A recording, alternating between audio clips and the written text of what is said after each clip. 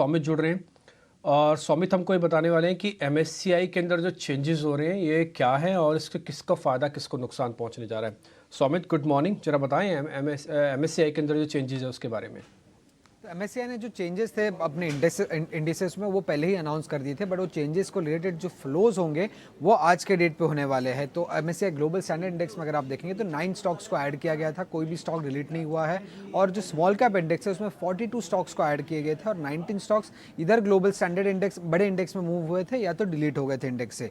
अब उसके अलावा अगर हम देखेंगे तो पोस्ट रिबैलेंसिंग इंडिया का जो स्टॉक काउंट है वो 131 हो जाएगा और इंडिया का जो वेटेज है वो 16.3% का हो गया, ऑल टाइम हाई पे भी है और पिछले 3 साल में अगर आप देखेंगे तो वेटेज डबल हो चुका है। अब कौन से स्टॉक्स है जिन पे फोकस रखना होगा, जिसमें सबसे ज़्यादा वॉल्यूम एक्शन आपको आज के डेट पे देखने को मिल सकता है? सबसे पहला है एपीएल अपोलो, करीब $220 मिलियन का इन्फ्लो एक्सपेक्टेड है, जो कि करीब 10 टाइम्स है उसके एवरेज डेली वॉल्यूम के सामने।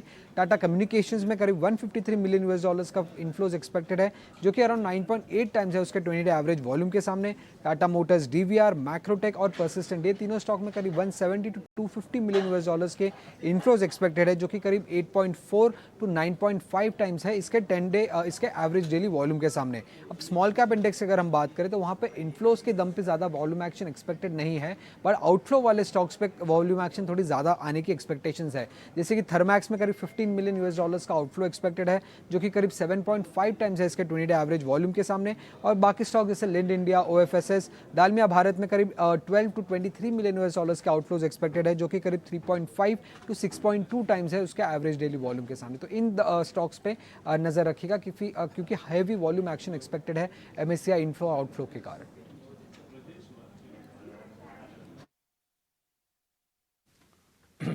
ठीक है, तो ये तमाम इंडेक्स ग्लोबल स्टैंडर्ड इंडेक्स की बात करें तो वहां से कोई डिलीशन नहीं है, 9 कंपनियों की एंट्री हो रही है। तो जो फ्लोज आएंगे उसके आधार पर यहाँ पर हो सकता है कि स्टॉक्स में बाइंग होती हुई दिखे। हालांकि इसका अनाउंसमेंट पहले हो गया था तो शायद उतना ज़्यादा असर ना है, फिर भी उस चीज़ को हम एसेस ज़रूर करेंगे।